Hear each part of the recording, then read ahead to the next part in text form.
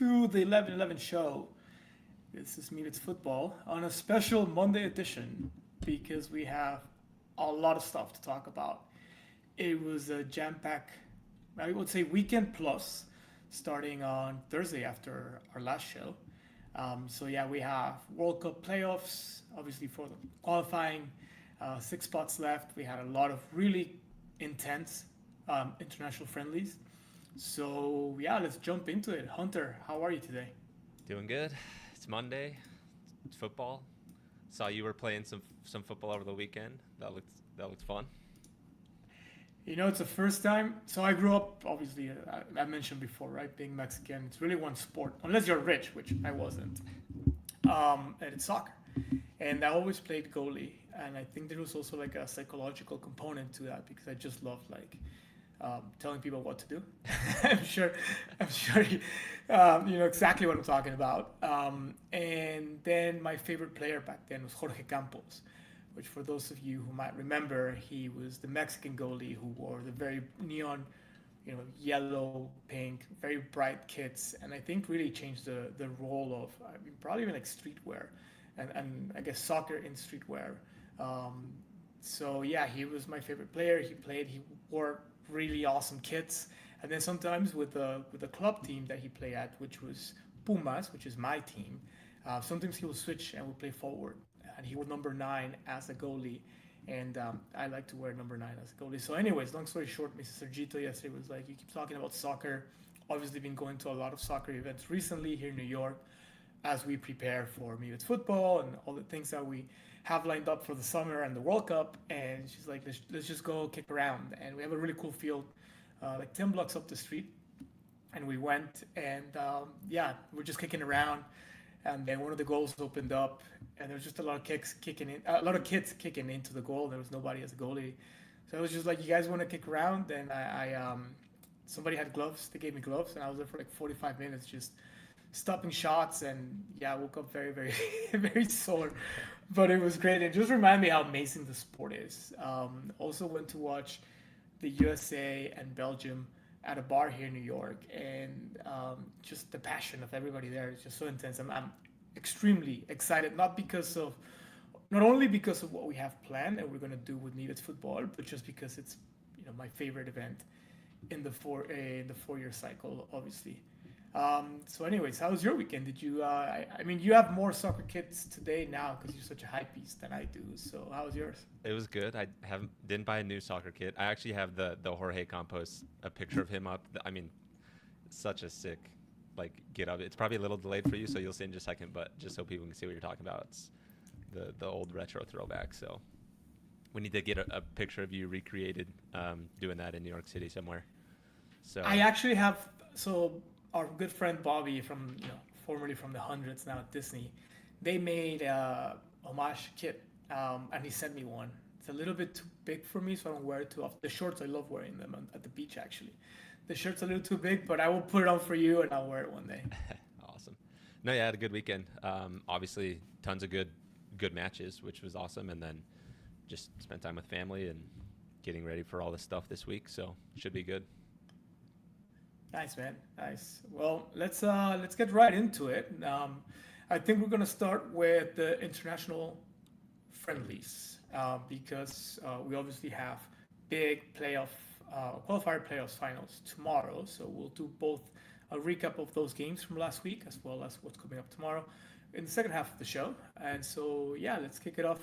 We We should mentioned on just skip Thursday the that friendlies. Actually, it was not a good week for the U.S. So we can just skip this segment if we want. oh man, I feel like, yeah, you know how I feel about the U.S. men's national soccer team.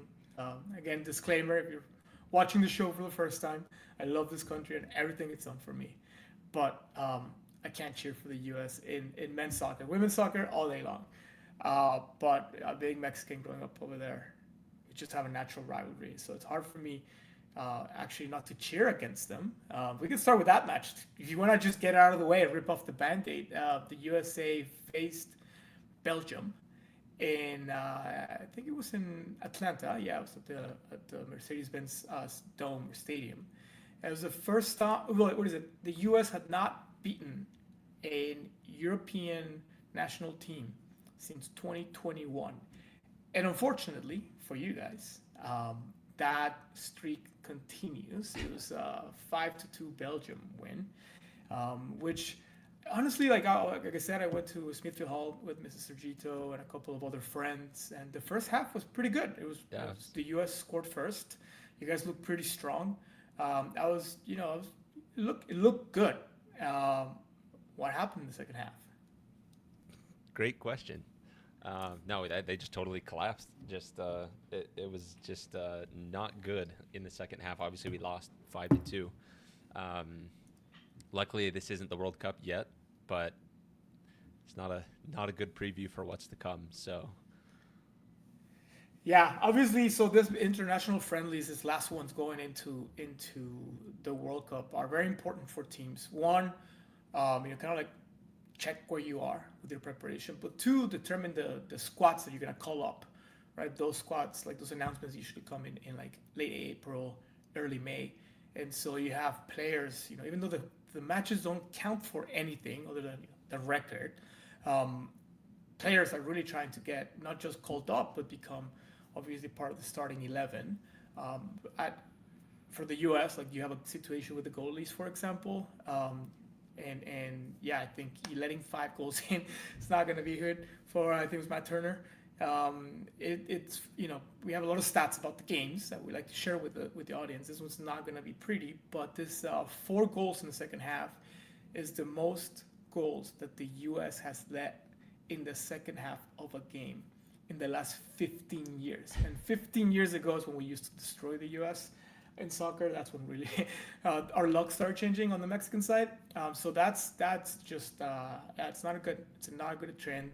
The U.S. is going to play Portugal this week, and Portugal drew 0-0 with Mexico in Mexico City at the reopening of our big Estadio Azteca, and that was an interesting match too. But before we move on to Mexico and Portugal, anything else you want to talk about the U.S. and Belgium game? No, actually, nothing else I want to talk about that game. But looking forward to the Portugal match, obviously tomorrow.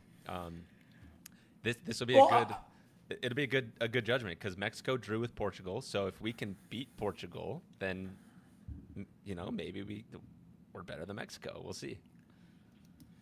Listen, we're not going to let 5 in. I guarantee you that. But I don't know. Can't guarantee anything. Well, speaking of goalies too, Mexico, you guys weren't with your starting goalie, correct? Okay, not our number 1, but Talavera is like our number 2. He's pretty good to be a number 1. And he did a good job. We had a clean sheet. But before we move on to Mexico, Portugal, I do want to note something that was quite interesting that I think they messed up in the U.S.-Belgium game. The uniforms, the kits were extremely similar. And I thought watching on the TV, maybe like the bars televisions were not that good. You really couldn't tell them apart. But then after the game, a lot of players on both sides were commenting or complaining that the back of the U.S. kit, even though the front has the red and white stripes, the back has just a huge white area, and the Belgium kit has like a very light base. It's their away kit, and people were getting confused in the game. Obviously, the Belgium side was much better, and I think you can see that in the result. But something interesting, again, part of the preparation, not just for the teams and the players, but for the host cities, for the managers, everybody around it. I know now moving on to Mexico City, for example, this was the first game of this revamped Estadio Azteca or Estadio Banorte, as it's known now. It will be known as Estadio Mexico City or Ciudad de Mexico during the World Cup. Again, there's no FIFA doesn't allow existing brand sponsorships to carry on to the World Cup. So the Mexico City Stadium sits about 110,000 people. The tickets were about $2,000, which obviously in Mexico is a lot of money. The expectation was that Cristiano Ronaldo was going to attend and play. He didn't, but we did get a good slate of Portuguese stars coming in, subbing in the second half. And really that's when Mexico fell apart, which gives me hope though, because we didn't allow a goal. It's our 4th straight game without conceding a goal. I think it's a really solid stat for Mexico. Again, we'll see how that looks here coming up versus Belgium. But Mexicans were not happy with the performance, but we never are. We actually, yeah, we'll skip. There was a death in the stadium too. Some drunk guy jumped off the second floor and died, which Mexican soccer Twitter took back to like Aztec comparisons and saying that he sacrificed himself so Mexico will have a good World Cup. A bit of dark Mexican humor, as you know, we celebrate the death. But yeah, I don't know if you watched any of those highlights, so we can just move on to some of the more exciting ones that did see some interesting scores. Yeah, there was some very interesting games. Probably, I mean, Germany beating Switzerland. That was probably the highest scoring game, I think, of the weekend. 4-3 matches the U.S. Belgium. I know you didn't want to talk about the U.S. losing 5-2 to Belgium again, but you set that one up. In my mind. Yeah, England also played. They drew with Uruguay. And again, another good defensive team. England had not conceded a single goal in their previous 6 matches. Uruguay is a powerhouse. I think Uruguay is probably one of those teams that you don't expect them to be good, but historically, actually, they have been really, really good. Yeah, that was a good match. There was some controversy around the call. The English side feels that the match was stolen, but they can always just take their anger out on Japan, who they're playing tomorrow. Yeah, I think that's an interesting result too, right? Because like England, on Polymarket anyways, right, for odds of the whole World Cup, they're second. They're behind Spain. So to see them, Uruguay's good. Yeah, I'm telling you, Uruguay's good.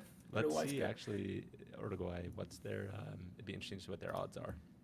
I'm gonna put them up on Midas Football while we talk about. I think I watched both French games. France beat Brazil in Boston 2-1. It's an international friendly, but we actually had a red card, and the French side played with 10 men for most of the game. I want to share my screen here. I'm pulling up the. Yep, your screen's on. Yeah, you're good. Odds. Cool. And and then they went on to beat Colombia yesterday, 3-1. I think it was in DC. And Mbappe's score against Brazil put him 2 goals away from becoming the highest or the all-time leading scorer. He's just 27 years old. This dude's going to be, he's already obviously one of the best. And his Panini blockchain cards have really gone up in value. I actually bought a couple myself this weekend. So let's see, Uruguay, you were asking, where are they on their odds? 1.4. Huh. This is kind of stuff that to me, and again, we have to see kind of like how the rest of the friendlies go and so on. Like once you start getting more attention in these types of markets, might be a little bit mispriced. Like I don't think the U.S. has higher odds than Uruguay. And again, like the statistical difference here is not significant, right? They're pretty much the same. But interesting nonetheless. And then again, France looked really good against Brazil, and they looked really good against Colombia as well, who they really they picked them apart. And on the other side, Brazil, I think on Thursday I mentioned obviously their manager as only manager to ever won in the championship in like the top 5 European leagues. And the strategy did not look good. It was a bit disappointing. So maybe they just had a rough day. Brazil's not down to only 2 wins in the last 6 matches. Again, not the best momentum going in, especially losing to France. They do play Croatia tomorrow, and we'll see what that looks like. But if you can have, like, if they lose tomorrow, they don't win tomorrow, Brazil will have 2 wins out of 7 matches going into the World Cup. Like, I don't know that they're like a favorite too much after that. Yeah. What else? Did you keep your eye on? I think there was a couple more games. Yeah, Netherlands beat Norway, which Norway was without Haaland. So take that for what it's worth. In fact, I think Haaland was the highest scoring in the qualifying so far with 16 goals. So probably wasn't a very accurate representation of the actual teams there, obviously, but interesting nonetheless. Yeah, I think for those types of, again, obviously Haaland is going to be not just the Norwegian star of the World Cup, but potentially one of That's the right. front runners for Golden Boots, which is the award that's given at the end of the tournament to the full, or not the full, but the player that that scores the most goals. And so he's already in. So maybe, and I didn't look into this why he didn't get called to this game, but maybe they're just checking to see like who's gonna be their backup or other players. Give them some playing time, and this happens a lot. So like you said, maybe not the best to draw a conclusion here. Obviously, Haaland, scoring 16 goals in UEFA qualifying. We discussed this last week. UEFA being the European, confederation, being the hardest qualifying. They do get the most spots, but you are playing like powerhouses every other week. Was something to keep an eye on. And I also picked up a Haaland Panini blockchain card this weekend. I'm just like, yeah, obviously Panini blockchain has their bridge today to OpenSea. We're excited about that. Spinotron, Visitor Mevid, and just a friend of the Mevid. It's really pushing forward there, getting people onboarded. But it's just fun to collect some of the cards. And I bought some Haaland as well just to get ready for those. Now, shall we move on to playoffs, the qualifying playoffs? Let's do it. Before we do that, this is just a good snapshot of, again, if you guys didn't look at it, of our international friendly results. And now we go to the qualifying playoff finals, which are going to be super freaking intense. Let's start with a recap of what happened last week. You want to kick it off? Yeah, my team was New Caledonia. Obviously, that's who I was going in with. Um, wasn't great. They got scored on pretty early, and just it was downhill from there. Obviously Jamaica goes through, playing Congo. Congo was already seeded through. They didn't have to play. They were already in the finals. And it's actually the Democratic Republic of the Congo. I found that out. There's Congo, and then there's the DOR. DR Congo. And yeah. So that was interesting. New Caledonia, I was hoping they were going to make the Cinderella run, and they didn't. Interestingly, the other side of that, the Suriname game, because Suriname's also a very tiny country. So I was like, oh, maybe we get a Cinderella out of there. They were, it was like neck and neck until the very end. They got scored on at the very, very, I think past the 70-minute mark, like end of the match. So I was holding out hope there, but Bolivia ended up scoring on them. So you got Jamaica and Bolivia that play through, and then Iraq, obviously, and then DR Congo were already seeded through the finals. So we'll get two teams there. I know you're a reggae boy, so do you think they can pull it off? Congo's got pretty high odds. Jamaica. So yeah, Polymark got Congo at 68%. I don't know, man. I think Jamaica would be a nice addition to the World Cup. It could go either way, in my opinion. The Bolivia Suriname game, I did watch that one, and you're right. I mean, Suriname held up there. That match was in Mexico, in school where the city where I first went to college before I transferred over to the States, and it's just really nice to see the Mexican fans cheering on Suriname. It was a lot of fun.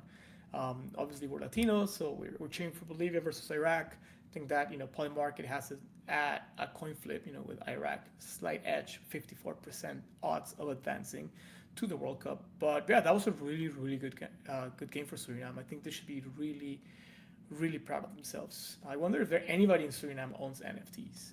If you're watching and you're from Suriname, let us know. I would love to gift you a Meebits football collectible.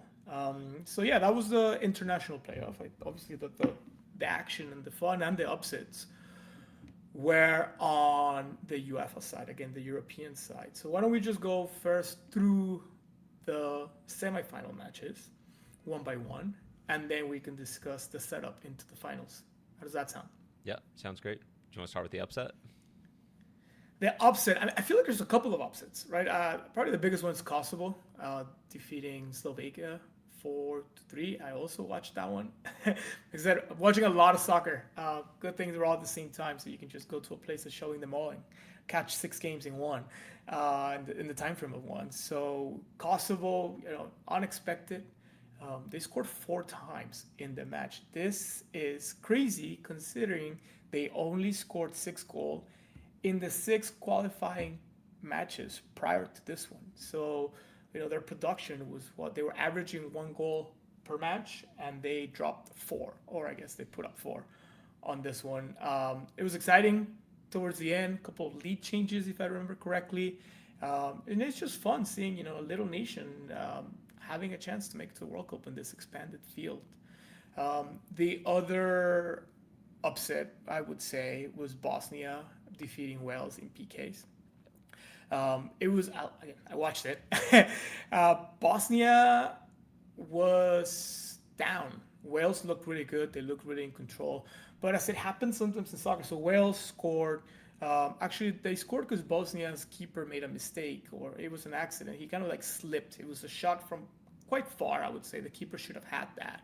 But he slipped, and again, this is soccer. It happens, right? You got to make sure you're on the right footing. Again, I'm a goalie. And Wales made the mistake that a lot of teams make, in my opinion, which is you just move back trying to protect that lead for, I think they scored early in I think it was the second half. And it was a lot of time to defend. In Bosnia, it's like all or nothing. It's win or go home. And they just went at it. And in the 86th minute, Edin Dzeko, I'm hoping I'm pronouncing that right, who is Bosnia's all-time leading scorer. This is where you want your national Michael Jordan equivalent to step up. He stepped up. 86 minute, beautiful, beautiful header, sends the game to extra time. Now in soccer, extra time has never really been. There's not one format that is always the same, depending on the tournaments. Sometimes you have different variations of extra time, and we'll go into what that looks like for the World Cup as we get closer to it. But in this case, it was 2 15-minute halves, and if you're still tied, then usually the outcome is that you go to PKs. And so, it's 5 shots, each side alternate, you flip a coin to see who, you want to go first or second, and then you just take 5 alternating kicks. And obviously, if at the end of the 5, one of the teams has more goals than the other, that team wins. If you're still tied, then you keep going until that tie breaks. And to even make it more exciting for Bosnia and terrible for Wales, actually, the Welsh goalie stopped the first Bosnia kick. So again, Wales was up on top, and then they had a miss and a block, and so Bosnia wrapped it up with a 4-2 in PKs to make it to the next round. And I say, it was an upset. Which game stood out to you, dude? I mean, that game was crazy. I think the one that I had my eyes on the most was the Italy game. As evil as it sounds, I was really hoping they wouldn't qualify. Dude, our stats friend Paolo and some of our holders are gonna kill you. They're gonna kill you. But yeah, that was kind of the one I had my eyes on, because obviously, I think everybody had their eyes on Italy. It was like the talk of the tournament. If they didn't qualify, this would be three cups in a row. So they definitely had the pressure, which, yeah, I played sports growing up. Like, that's a lot of pressure, especially when it's like, your whole country is expecting you to go and win this game, right? And the crazy thing, like, when they won, I was like, I felt like that relief, but then I realized, like, wait, they got to win again. Like, they're still not, like, out of the weeds, and they got to, like, so that was the one I had my eyes on the most. So we'll see if they can actually come out of it. But yeah, they beat Northern Ireland 2-0. Both their goals put up by the same player, which is he's scored in like the last, I think, 5 games. So he's on fire. We'll see if he can do the same here. But I wonder if you pronounce his last name Can or Kian. His name is Moise. Can, phonetically, in like Italian and Spanish, it'd be like Can, but it looks like Keen. And he's first player to score in 5 straight games for the first time since 1990. He was probably not even born back then. Let's see. I'm gonna look it up and see how old he is. Look him up. Yes, and He's I think one thing 26, that so he was born in there- 2000. told you, told you. It's crazy, man. People are so young. Kimi Antonelli, leading the F1 World Championship at 19. So I was crazy. definitely not doing anything like that. So Italy, you mentioned, they're still not in. They got to beat Bosnia, and we'll go into that in a second here. They did fail to qualify the last two World Cups. When they did that, so the last two qualifications, they did not score a single goal in any of the playoff matches. So their last two World Cups, which were Russia and Qatar, they didn't make it through the traditional qualification. They ended up in a similar playoff, and they lost both of those without scoring one. So them scoring two on Northern Ireland, I think it's a little bit of like cherry on top. What else? Another one that I watched that I thought was super exciting was Czechia versus Ireland. Like I said, Sasha, our intern, she is of Czechian heritage, so I thought that was the call that I made last week. But you can't ever go against the Irish. And it's funny, I went back to that same bar this weekend, like I said, Smithfield Hall here in Chelsea, and the bartender was Irish. So I asked him, how he was feeling, and he was like, "Man, you know exactly how I'm feeling." And yeah, he was like, "Yeah, and I know you're really excited that Belgium's beating the U.S. Because you're Mexican." And then he said something that I always say, which I thought was amazing. He was like, "The Irish are just the Mexican of Europe." And so now I felt really bad for like kind of cheering on Czechia that day, but. Sadly for Ireland, they're missing their sixth World Cup in a row. That is just bad. Hopefully, yeah, next year they'll come out and next year, no, fucking 2030. Jeez, 2030. they'll come out. Yeah, their last appearance was in 2002, where they made the round of 16. So they made it out of the group stage.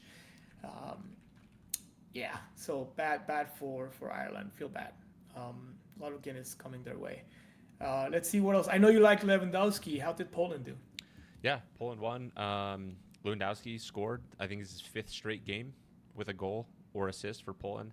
I mean, he is their player. He's their star player. So he's also got some interesting stuff going on with Barcelona. So we'll see if he ends up back with them. I don't know if he will. We'll see what happens.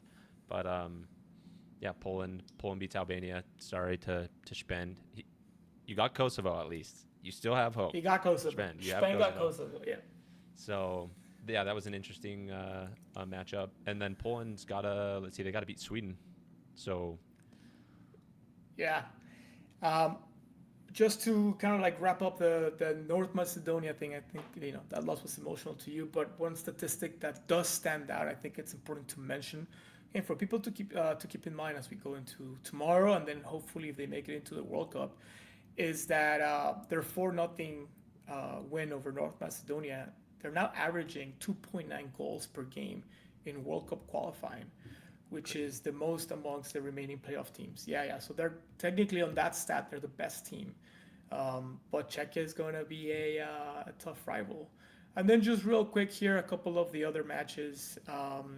Turkey took care of business. That was the one game that was not played at the exact same time as the others. So I didn't catch that one, but I do know that their goal came from a beautiful long ball assist from their 21-year-old star, Arda Güler, who plays for Real Madrid. So again, you only need one good player sometimes to make the difference in soccer. And I think that's what makes it so exciting. And then what else? I think Sweden. Yeah, Sweden. I was gonna say Sweden. I think the standout player of all the matches that have happened so far was Sweden's Victor Gyökeres, however you pronounce that. Gyökeres. So he scored his hat trick. Scored all 3 goals for Sweden to beat Ukraine. First Swedish player to have a hat trick in a qualifier since my boy Zlatan Ibrahimovic. Hat tricks are no joke. Like, for people that don't understand football or soccer, like 3 goal, like that's 3 goals in a game. Like for our U.S. viewers, I mean that's like, your NFL player scoring.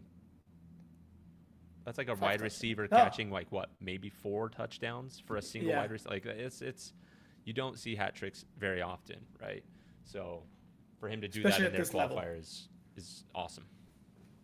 Yeah, and another star to keep an eye on. Of course, if they make it to the World Cup. One more thing about Lewandowski, your boy. They're all your boys apparently. They're stars. Um, he scored. Did he score? Yeah, Yeah. it was his fifth game with either a goal or an assist for Poland. So obviously he's a world star.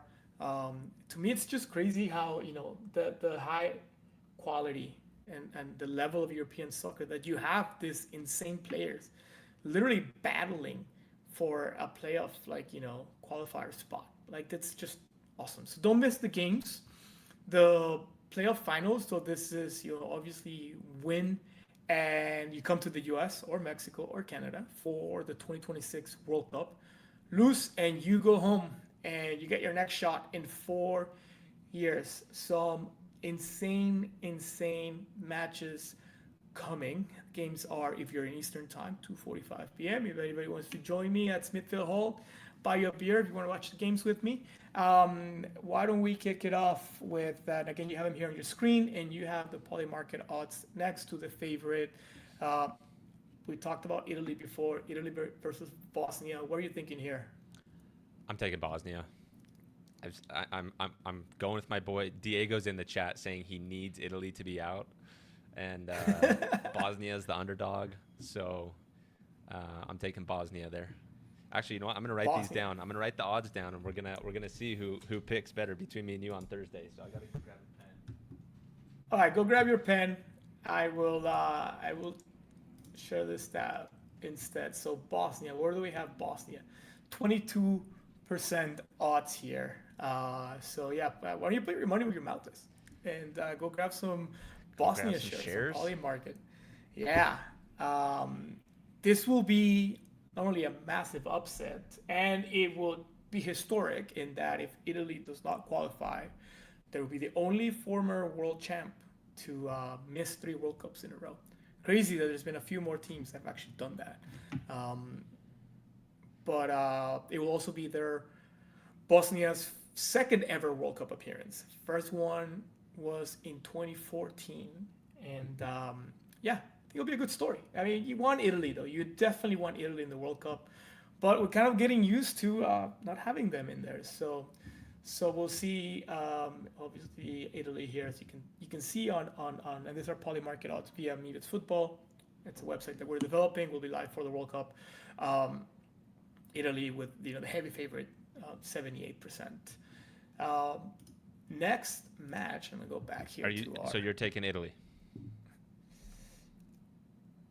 Listen, I think I mentioned this last time. My grandmother's last name was Graziani, which is Italian. My middle name is Enrico, because of Enrico Caruso, the Italian opera singer. Not that my dad was cultured at all.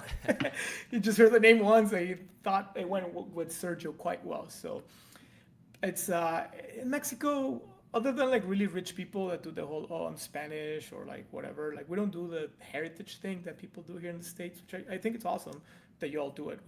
We're just Mexican. No? In Mexico, we're just Mexican. So I never did the whole heritage thing, but I do think that probably if I went down that route, Italy, and obviously Spain, my other last name is very Spanish. So yeah, I don't know, man. I feel like three World Cups in a row without Italy just doesn't feel good, especially with 48 teams on the field. So I'm gonna take them. Yeah. I mean, the odds are also in my favor. So yeah, you're writing this down. So what about Poland at Sweden? This is a playoff final rematch from 4 years ago when Poland beat the Swedish side 2-0. And that sent Poland to the 2022 World Cup in Qatar. I think slight advantage this time around, as you can see reflected in the odds, is that Sweden has home field advantage. What are you thinking for this one? I think I'm taking Poland. Got Lewandowski. Okay. He's going to score again. He's going to go six matches in a row with a goal. Interesting though that Sweden does have home field. It would be, maybe I'll try to look this up by next game. It would be interesting to see how often this has happened, that it's a rematch for the play-in game, right? Tell like what, how Paolo sucky would Gonzalez. it be to get kicked out of the World Cup by the same country 2 times in a row. Like that's just painful. Yeah, I'm gonna take Sweden, not to take the opposite of you every single time. I've been to both countries.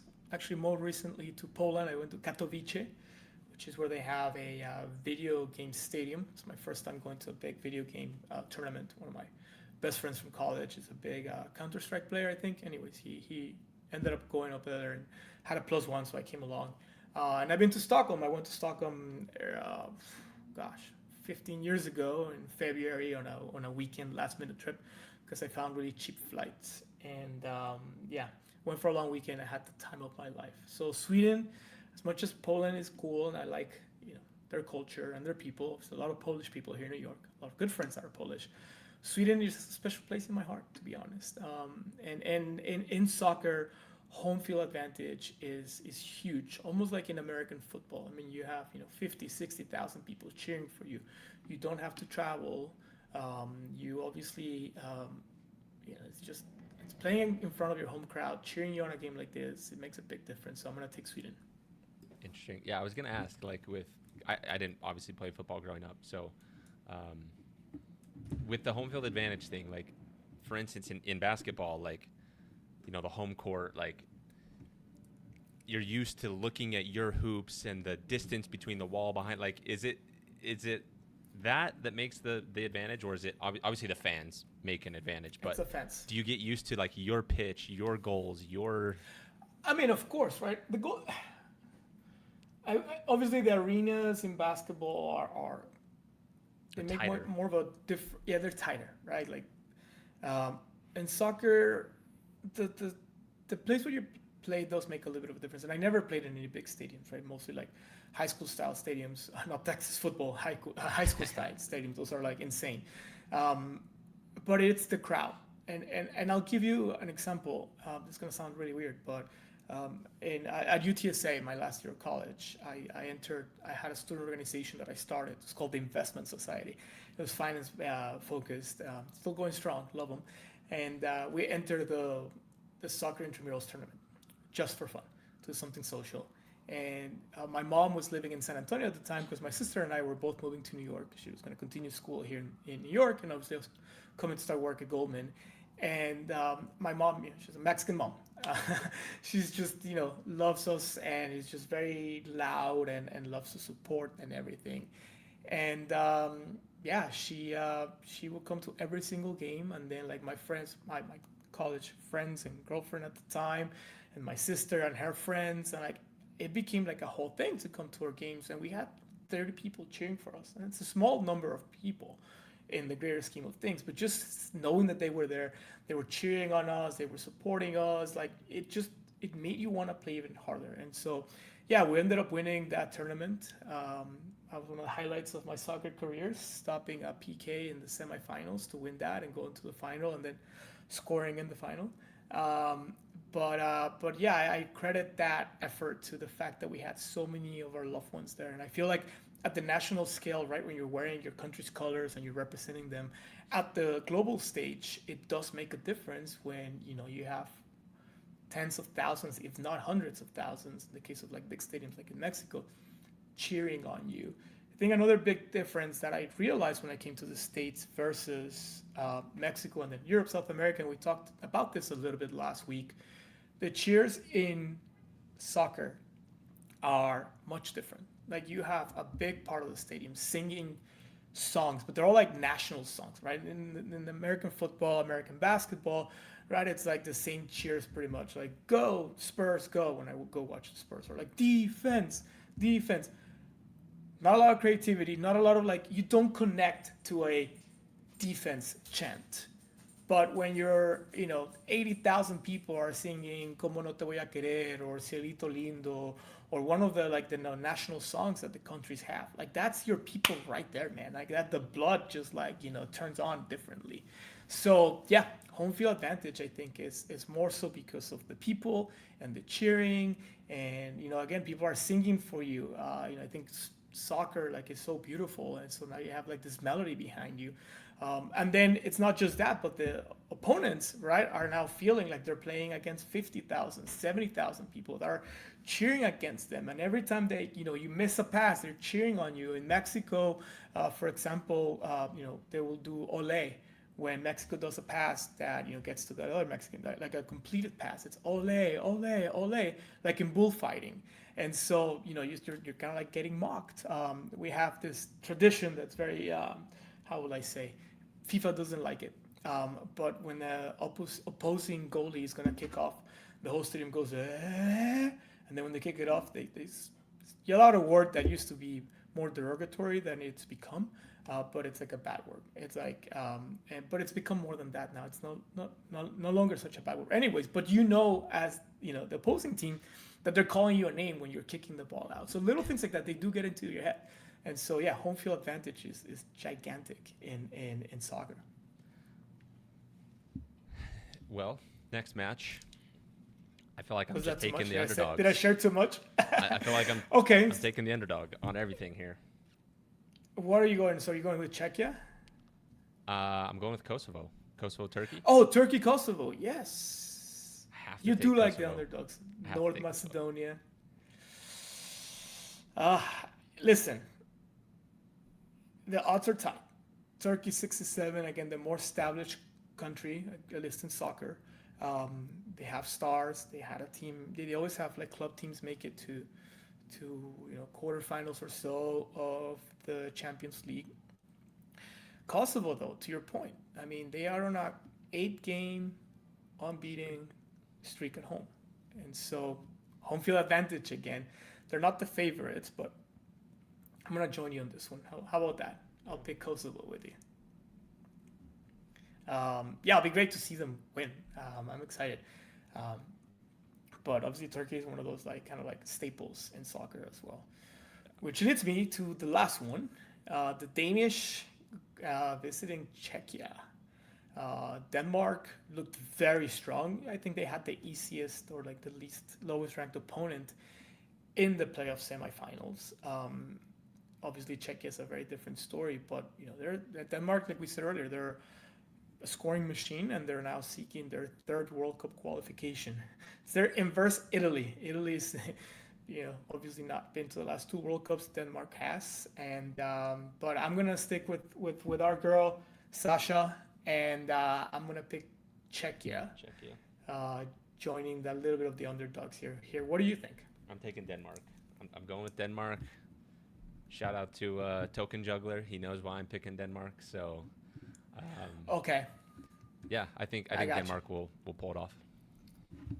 Okay.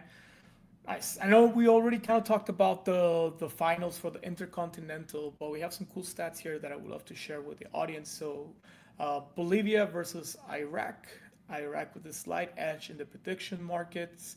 Kind of sad when I think of Iraq. I think of all the political stuff over the last 30 years. But obviously they've pretty good if they are 90-minute match away from making the World Cup. Bolivia, though, a little bit of a sadder story when it comes to soccer. They were part of the first World Cup back in 1930, and unfortunately, they have only qualified 3 times since then. Their most recent one being the last World Cup in the USA, which was 1994. South American soccer is very strong. Bolivia, obviously, it's a country that has had some economic issues, and obviously, as we all know, sports tend to take a lower priority for countries that are struggling with things like that. So listen, both Iraq, Bolivia. Again, I'm Latino. Love to see Bolivia through. They haven't been to the World Cup the last time they came to the States, so it'll be great to see them come to the States again and play. What do you think? I'm going with Bolivia as well. I mean, I don't have any allegiance either way, but I think the good juju of the last World Cup they made was the U.S. World Cup. Not that this is the strictly U.S. World Cup, but the North American World Cup. But I think they've got some magic on their side. They'll get through. Nice.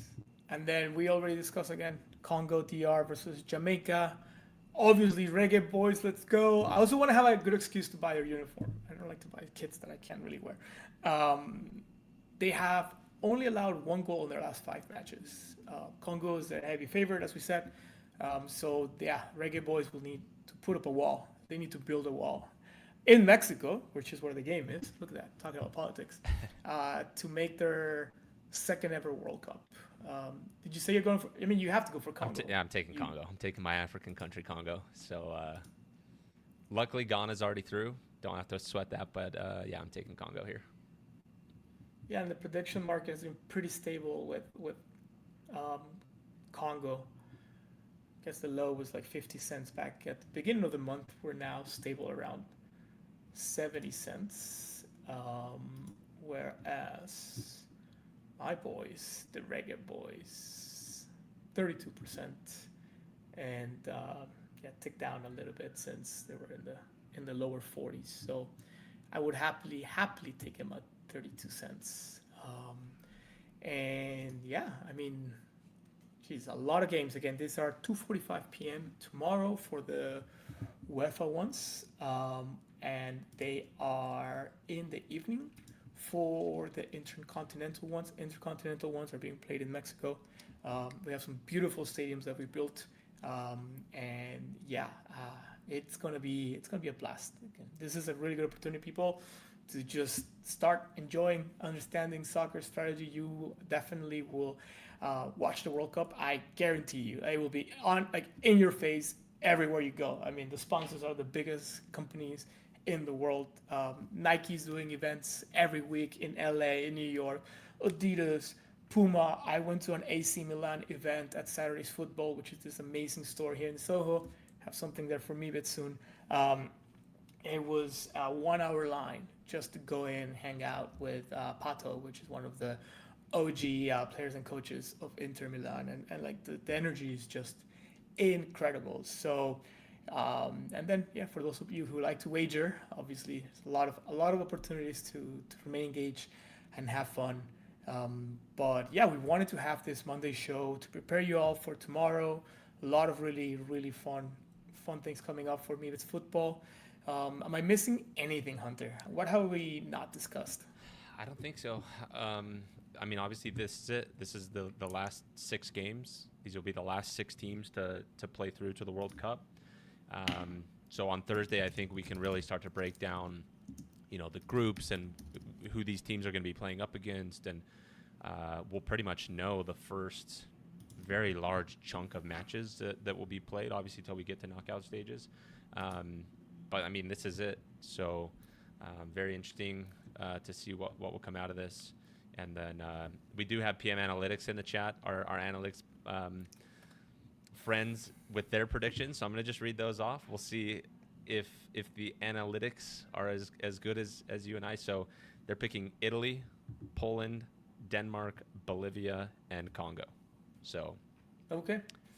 we will. All right. One thing I wanted to add, we already know, again, the group stage has already been seeded. That was done in December through a drawing. So we already know all the groups, all the matches. We already know where these teams are that are playing tomorrow, where they're going to be slotted. And so real quick, the winner of Bosnia and Italy, they will enter Group B. They will join host Canada, Qatar, and Switzerland. The winner of Sweden and Poland will join Group F with the Netherlands, Japan, and Tunisia. The winner of Kosovo and Turkey will join World Cup D with the United States, Paraguay, and Australia. The winner of Czechia and Denmark will enter Path D with Mexico, let's go, and South Korea and South Africa. And then for the Intercontinental Playoffs, the winner between Jamaica and DR Congo or Congo DR will enter World Cup Group K, joining Portugal, Uzbekistan, and Colombia. That's going to be an interesting group. And then the winner of Iraq and Bolivia is going to enter Group I with France, Senegal, and Norway. That's probably one of those groups that we call the Group of Death, where you have like 3 really strong teams, France, Norway, and Senegal in that order. So yeah, again, like obviously they want to make it to the World Cup, but we already know where they're going to land, and we can start talking about those predictions and the storylines. And so, yeah, expect a lot more from Evet's football in that sense, getting people ready for the World Cup, and then obviously a lot of really cool ways to engage with digital collectibles and physical merch. I'll give you all a little preview here. This is just a test print. This is not the final product, for example, but you know, you've seen our digital collectibles group one that we dropped on OpenSea, our partner, you know, third-party marketplace, was it last month now? And so some of those will be, well, actually, any of those will be, you can burn them to redeem 2-inch physical figurines, but we also have some 3-inch available. So yeah, getting a lot of really cool stuff. I'll put it up again. Really cool stuff for people here. And yeah, that's all I got. Now we got get ready for tomorrow. I feel like it's gonna be like a bit of a you gotta rally to pay attention to so many games at the same time. It's a lot. It's gonna be a lot of games, and yeah, I'm excited. I think we're close to maybe being able to tease some of these new jerseys too that we've been working on, which will be interesting. Oh yeah, Bailey and the team there really crushing it. Do we have any questions in any of the chats? I know you're the one who looks after those. No questions. Just Diego really hoping that Italy's out. Haslu didn't know that Mauritania was a country, so we're learning geographical stuff on this stream. That's good. But yeah, no questions. I think everybody just getting ready for tomorrow. So. Awesome. Well, if you have a team in the playoff finals, wish you all the best. And yeah, we will be back on Thursday for our usual weekly 11:11 show at 11:11 a.m. Also, we'll be introducing our new co-host for the streams, co-hostess. I'm already getting fired, guys. That. I'm already getting You're fired. not getting fired. You just don't play soccer. No, I'm excited. It'll be really fun to have the new co-hostess. Yeah, she's awesome. She's awesome, and she knows the sport really well. She's played it in college for the last 4 years at a very high level. And she's a goalie too, which is, you know, obviously amazing. So yeah, thank you all for joining us today. Good luck to everybody tomorrow, and we'll see you. If you're not following the Meebits Football account, please do so. Follow us on YouTube, follow us on all the platforms. We also just launched a new Meebits Instagram.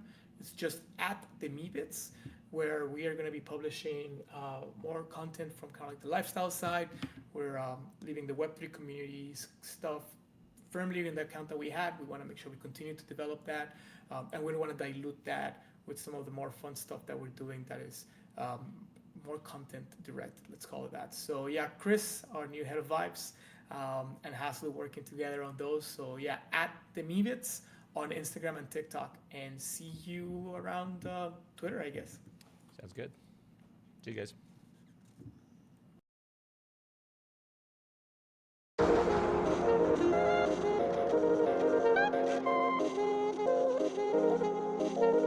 Thank you.